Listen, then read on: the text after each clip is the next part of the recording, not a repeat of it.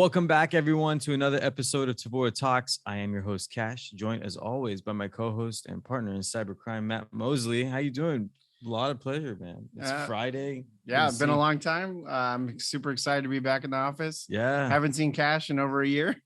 So we're recording for the first time together. So this is cool. And we have a good guy that I know. I've talked to him for over a year as well. So yeah, we're gonna should we kind of build the suspense a little bit and then introduce him? I always like to do that. Just build a little bit of suspense. So our special guest speaker today, joining with us on this fabulous Friday, none other than one of the solutions architects at Source Defense. He is going to be giving a nice talk at the upcoming PCI Global Virtual Summit on client-side security. And he's been in solutions and technology security for many, many years.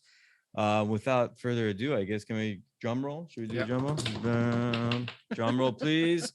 Matthew McGuirk. Matt, how you doing? Welcome to the show. Happy Friday. Thanks for giving us your time. I'll kind of pass it to you. Maybe give the crowd a little bit of lowdown about yourself, who you are, a little bit of your background, and any shameless plugs. That was a good time. Thank you, Cash. Thank you, Matt. Matt's pleasure to speak with you again. As was mentioned, my name is Matt McGuirk. I'm a solution architect here at Source Defense. I'm having a pretty good Friday. It's still a little early in the day, so don't want to get ahead of myself and say it's going to be perfect, but knock on wood. Yeah, we work in IR, so our Fridays we usually wait about 3 o'clock, 4 o'clock, and if nobody's called, then we think we're good. Yeah. Well, in development, so I know about no deploy Fridays, basically. No pushes to production on Fridays. Yeah. A mirror to the IR thing. So anyway, I mean, my day-to-day gig here at Source Defense is being a solution architect. That means I help out our sales teams and our product teams. I speak to customers about what they want and what they need. And then I also kind of do this work, which is talking to folks about Magecart and web browsers and this emerging area of security that I think more people should know about. So happy to be on the show, happy to contribute, and looking forward to the conversation. Yeah, very cool. I am so excited. I think there's a lot of people that don't really know who Magecart is. Yeah. And when I first went up against them, I think it was like 2017. It was one of the larger breaches and one of the first ones, I think. But it was an attack we had never seen. Like nobody in the industry had seen it. It wasn't something that you would see or find on a vulnerability scan. It wasn't something you would find in a pen test necessarily, unless you were really looking. And so, I'm really excited that you're going to talk about them. And maybe you want to give a little bit of background on Magecart and kind of who they are and what they're, maybe a little bit on their tactics. Magecart. Sure. Yeah, I mean, it is a fairly large topic, so I'd encourage anybody who's brand new to listen to this quick synopsis and then dig in a little more on good old Google or open source intelligence tools. But anyway, so Magecart, the term comes from Magento, which is an e-commerce platform and shopping cart. That's where this first was kind of exploited. And what we're really talking about here is a weakness in the front end of websites. That's what you'd call it in web dev, meaning the web page that lives in visitors' web browsers. So we're not talking about the server side necessarily. We're not talking about our web applications and WAFs and firewalls. We're talking about once we ship that front end, once we answer that request from the browser to show content. And the fact that the code that makes everything in a web page interactive, JavaScript, has no security model. So what this consortium basically of hackers, Magecart references at least 12, maybe 16 different distinct groups of hackers, figured out is that if they can sneak code into the web browser, JavaScript into the web browser, they have carte blanche. They can do whatever they want to the visitor session. Most typically what that means is stealing credit cards or stealing payment information because the profit modem's so straightforward.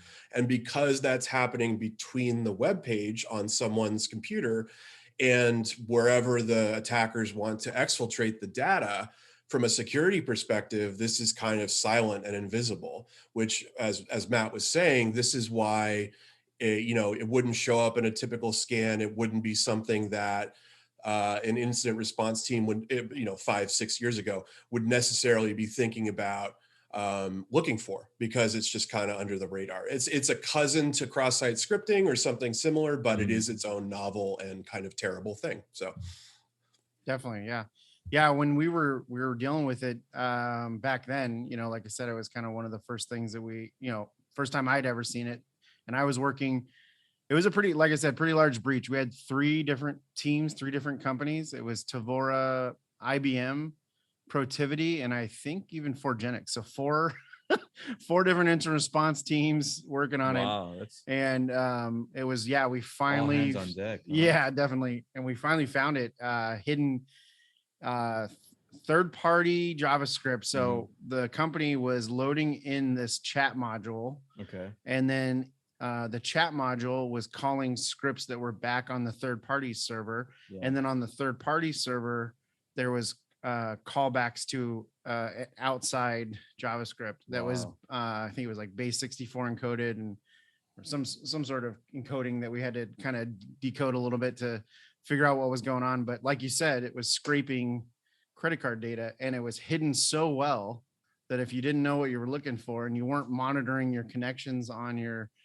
browser, which, because the average person does that, you wouldn't see that activity happening, right? It was all happening in the background. So was that on like the company's system, or was it on the third parties, like supply chain? The third party was hacked. They were, but hacked. Our client was using their product on their site, and yeah. And then who flipped the bill for it, right? Our client, of course, even though it wasn't their fault. Yeah, that was the biggest thing that I took away from it. Was really, I mean, they were the ones that got fined. They're the ones that had to do the credit monitoring, and they weren't even the ones that got hacked. That's crazy.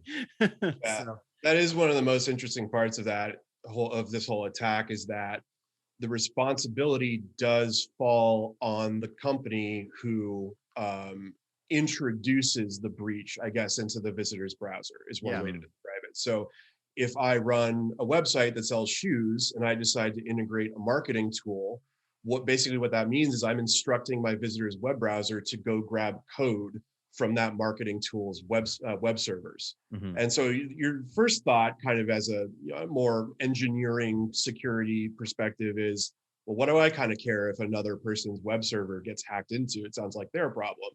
But unfortunately, it is my shoe company's responsibility, because I established that relationship between those two, between the visitor and those folks who were breached. And that's been backed up by legislation and class action lawsuits and all that kind of terrible consequence stuff.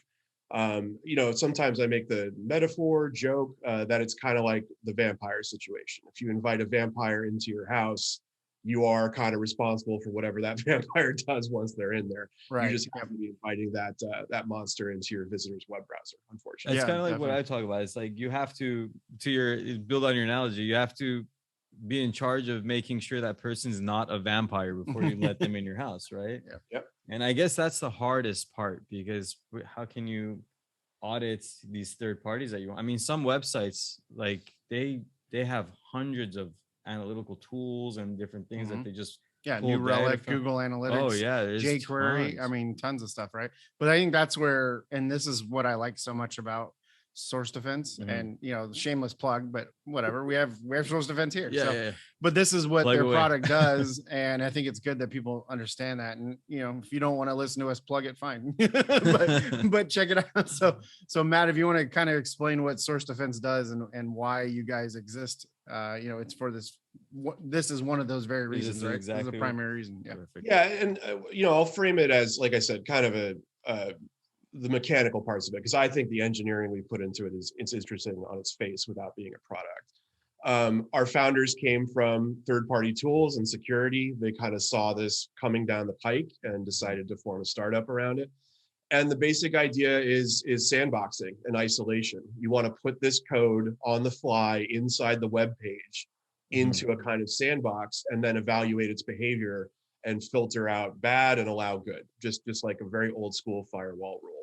Deny everything and then allow specific. So your marketing tool that needs to know the page loaded so it can show that in a dashboard and marketing can know about traffic will be allowed to perform that behavior, but deny doing anything else. So if they are compromised, then they're not going to, the attacker will not be effective in that compromise because they're in that sandbox. So it's a prevention first kind of, sometimes I say it and my marketing or sales colleagues get a little upset. It's much more like a patch kind of solution. We are fixing the problem outright before it can affect you, rather than being signal that someone has to ingest and research and analyze. We're cutting it off at the head. So yeah. So I mean, just so I understand, like if I have my website and I want to use, I don't know, Google Analytics, instead of piping that directly to my site, I go to Source Defense first, and then they pipe it. They like make sure it's clean and only allow certain communication to my site. Is that what happens? What we do, kind of, but it happens all in the web browser in real time on the fly. Mm-hmm. So as the web page, just like you'd put that marketing tool on the web page to do marketing stuff, you'd put our tech on the web page to do security stuff. Mm-hmm. And so we on the fly broker all those interactions. And in that way, we're not going out to a proxy server and coming back and forth or anything like that. We're just building a layer of security right baked into the web page. So your like line of code has to hit first, I would imagine. That's correct. That's well observed too. That's one of the questions we get. If anyone on listening is unfamiliar, the way an HTML document kind of works in a web browser is it's just a text file until the browser starts interpreting it. And the first piece of JavaScript that shows up gets to set the rules about what the interactive part of the web application in the front end can do. And so that's how, if you're first, you can be a security product, which is, absolutely part of our deployment. What is Talladega Nights? If you're not first, you're last. Yeah. I don't know. I don't know why that came to mind. I'll stop talking. So very cool. Yeah. And you mentioned, kind of it's on the client or on the person serving up the information as the liability for that trust. And not only that, but the security of the credit card information and PII and all that good stuff. And I think one of the bigger ones that happened with Magecart, and correct me if I'm wrong, because there could be even a bigger one now, but it was British Airways. Is that correct? Oh, yeah. British Airways. Yeah. And they got hit with GDPR and all kinds of stuff, right? Yeah, BA is as we move forward becoming more of a classic example, but you're not wrong. They're still definitely in the top 5, or if not top 3 of all of these breaches ever. Their initial, so they had an ongoing attack that lasted for several months, I believe, before it was detected. They had millions of visitor sessions compromised, and then the GDPR violations started at about 250 million US, I believe, was the fine. Oh my God. They negotiated that down to something more reasonable because this all happened during the pandemic. And I believe at least part of GDPR's, the Court of Justice's thinking there was, let's not destroy the airline industry through the largest GDPR fine ever levied. But on the other hand, it was a very serious breach. And it also set the precedent for this stuff to be enforced that way under GDPR. So you're totally right, Matt. As time rolls on, it's become in that way that we become not complacent, but a little bit used to things in security. There are breaches that happen through the classic Magecart, like literally with Magento still. At least every quarter, I would say you get some kind of release about 12,000, 15,000 sites breached. And then you have the more specific BA style ones where they're targeted attacks. That's useful to talk about. You get the kind of spray and pray approach, which is like what we were talking about at the top. Because think about it, if I get a third-party vendor, like that chat tool we were talking about, and I'm an attacker, I get all of that chat tool's customers, every website where that chat tool is installed, and then I can just kind of pick and choose from what I want to skim credit cards off of. The other technique is much more targeted, where they will choose BA as a victim, and then do the research that they need to get into it, and then still exploit the client side. So thought I'd just throw that in the pot as well. Yeah, definitely. Yeah, in fact, that, like you said, just in your example, was actually true. Once we found the chat situation, we went and looked through other clients that they had, and that's exactly what was happening. So ours was very targeted to our client, just because the information being sent back was flagged and tagged with our client's name. And even though it was in the news, I'm not going to disclose who it was, but we found that other victims were also being targeted by that chat tool. And then on a side note, I was going to tell Cash, was our friend Andrew Gurecki was actually on the British Airways breach as well. Oh, no kidding. So, he was working that one? Yeah, him and I worked on the other big Magecart, and then he's with IBM X-Force. And so he was on the British Airways one as well. So that's how I kind of knew about that one. What were the top 5 or 3 that you know of, Matt? I'm kind of curious now. Yeah, when at Source Defense, when we think about the top, I think about the most important ones to describe to people rather than the largest breaches, although BA and Ticketmaster and I'd be reluctant to just, probably Macy's would be the third largest that I'm aware of in terms of number of exposures or cost to the organization. We like to point out things like Hannah Anderson. They're a children's clothing company, I believe, in California, and they set an interesting precedent. They unfortunately were breached. They, as their kind of hosting provider for their website, use something called Salesforce Commerce Cloud, which is just based on my observation, becoming like incredibly popular. It's what most people go to set up an e-commerce website at this point. And the Hannah Anderson thing was interesting because, again, the responsibility got a little murky, right? So Salesforce Commerce Cloud kind of nominally had the flaw in it. Hannah Anderson was using them as a vendor to set up the website or to have the infrastructure of the website. So kind of who has to hold the bag on that was the question. And what California ruled under CCPA was that it was Hannah Anderson. Like they made the decisions that led to the ultimate problem. And so there you go. So in terms of the biggest ones, like I said, numerically, you've got your list, but you also have these interesting landmarks along the way as this thing evolves and regulation and compliance kind of catches up. Very interesting. You know what, I was reading a little bit about this Magecart. I was just kind of brushing up on it. You know, a lot of the groups that they were referencing, like Matt said, there's like 16 different ones that are the big hitters, right? But they were saying, you know, this base code of it, they can buy for like a couple $100 to $1,000. They tweak it. And the article I was reading saying not all of these groups are like really good. One of them is one of the guys that we were talking about recently. He was part of the Fin guys, Fin 6. Oh yeah. He's like Fin 6. He's like, they are the real deal. Like they are pro hackers. He's like, they will know your environment better than you know your environment. He's like, they're the admins you wish you had in your company, pretty much. And then he's like, there's like a couple other groups that they're just super sloppy. They're like old school dinosaurs, but there's a wide range of anybody can really get their hands on this. I mean, guess. But like, it's super clever. Like these guys know what they're doing. I mean, just the first time it was, people had speculated an attack like that. Like I'd always joked, like, man, imagine if jQuery ever got popped. Like the whole internet would be screwed. And then all of a sudden, here we go. And it wasn't jQuery, but it was, it was like these side tools. Sorry, Matt, what were you gonna say? That's an excellent point. I mean, so yesterday, we're recording this on Friday, August 27th. But yesterday, a thing called CDN.js really notified everybody of a potential vulnerability that they fixed. There's no evidence that it was exploited, but CDN.js is a website. It's an open source project that hosts things like jQuery. So those are live. If anyone's not familiar, jQuery is like a library used to build your web page and make it cool and interactive.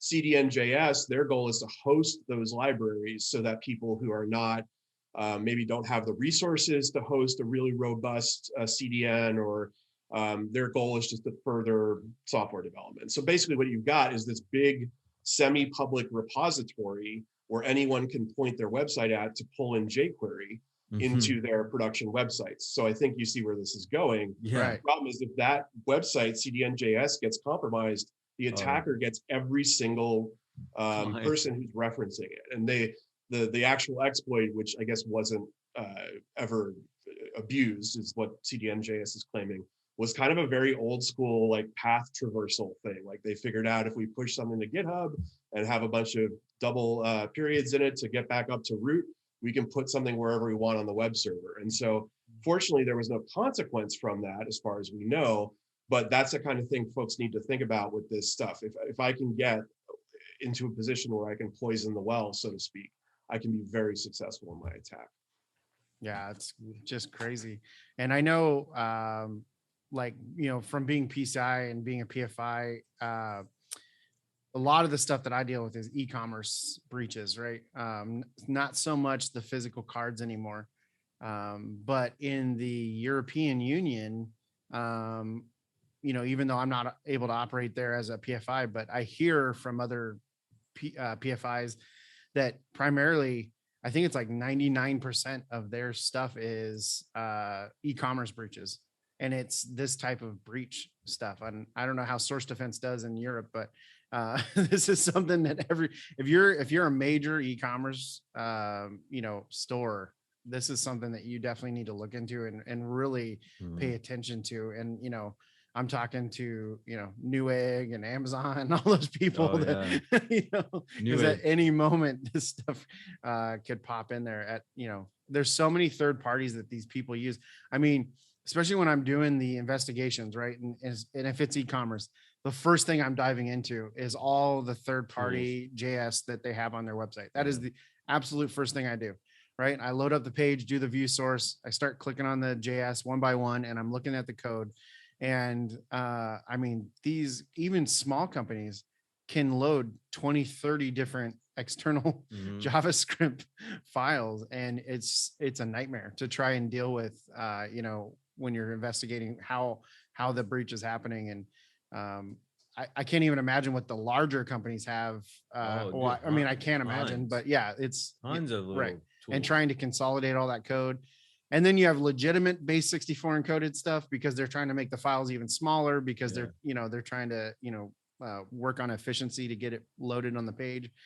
But like you said, it only takes 200 to 1,000 characters to cost you millions of dollars. Yeah, it was I think I read it was like 25 lines was one of the original code chunks. Yeah. So the big one that I dealt with, I think it was like 5 lines of code, but it was, no word wrap, and it was like 1,000 characters. But once you decoded it, it was, a bigger chunk. Yeah, it's huge, but it cost that company millions.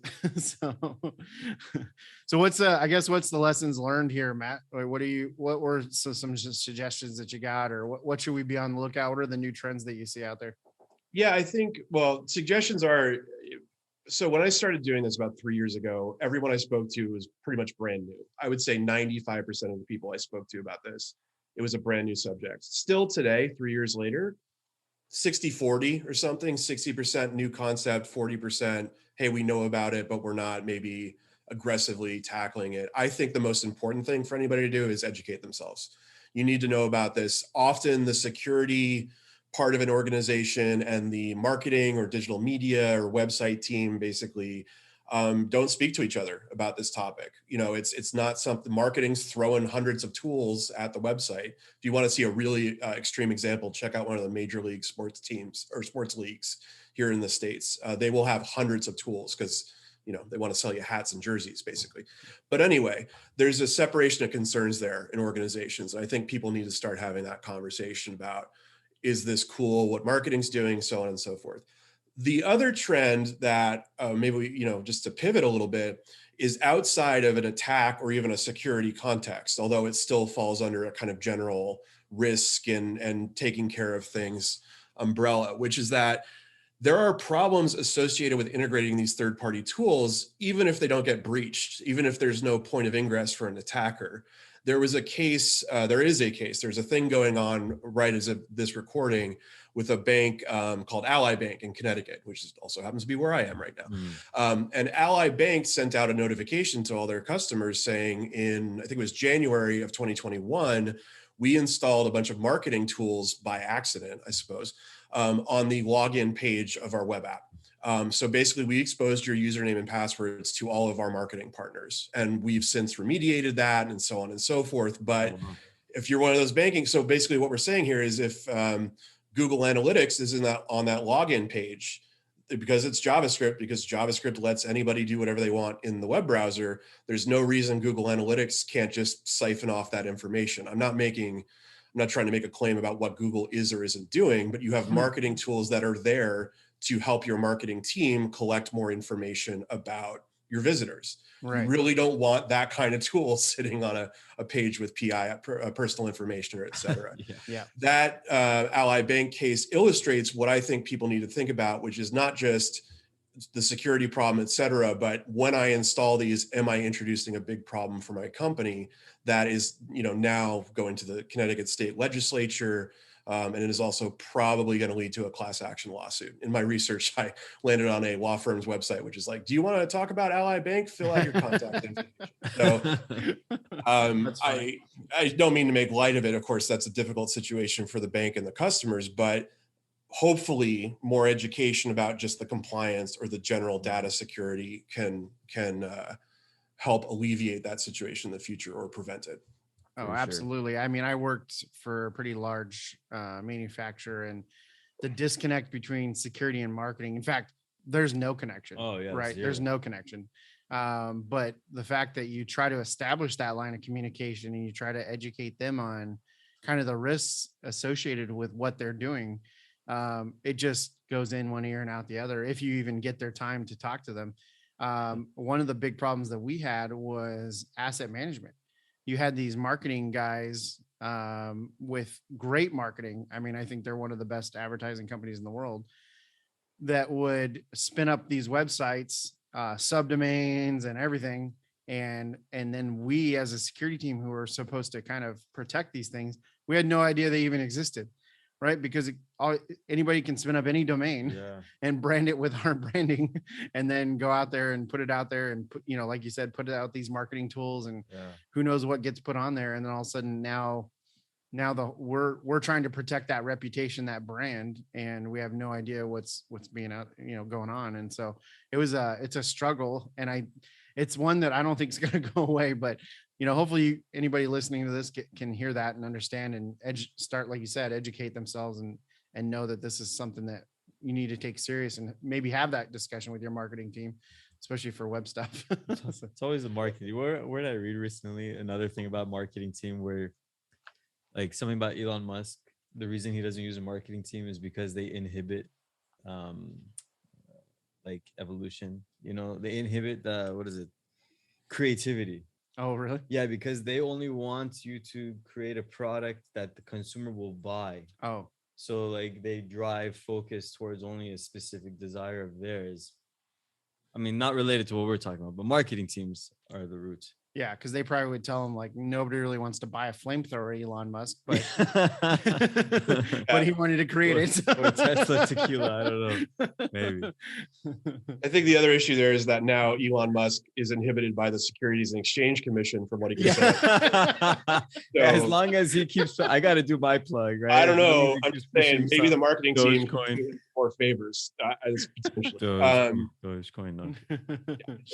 It's I mean, sometimes when I work in security, obviously, and sometimes you get a little nearsighted where you start to think about just your part of the business, and it's super important, but you think about just your concerns. And of course, marketing teams have entirely different goals that are critical to the business. Their key performance indicators, if you will, are often driving revenue through the website. Yeah. And so there are ways to solve this problem without creating that friction. And I won't plug our product here, but what's something we've tried to do with ours. And in terms of education, now I will plug our product. If you do want to learn more about this, because we've been talking about these kind of networks of scripts and what happens in the browser, and Matt, you correctly pointed out that you can do that kind of by hand analysis. It does take quite a bit of time and expertise. Yeah. But if you want, you can go to our website and plug in your URL, and we'll kind of generate a report of you of a network map of all that stuff and what it looks on your particular website. So I think that's son of a if I'd known that. So I'll use that from now on. There you go.